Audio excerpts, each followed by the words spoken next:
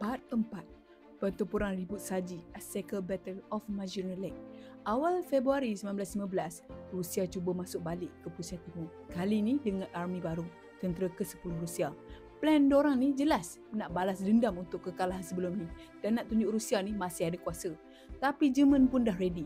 Dengan komando baru, General Otto von Below, Lead Air Army. Target utama, tentera ke-10 Rusia di bawah General Thaddeus von Siever. Rusia ni yakin musim sejuk akan jadi advantage. Diorang dah biasa fight dalam saji. Diorang fikir Jerman ni confirm tak tahan ribut saji dan suhu sejuk buku. Jadi pada 7 Februari 1915, serangan pun bermula. Dalam ribut saji, askar Jerman bergerak senyap macam bayang putih. Askar Rusia terkejut habis. Parit cetek, kawal berduri pun tak siap. Ramai yang mati beku sebelum sempat jumpa musuh. Komunikasi hancur.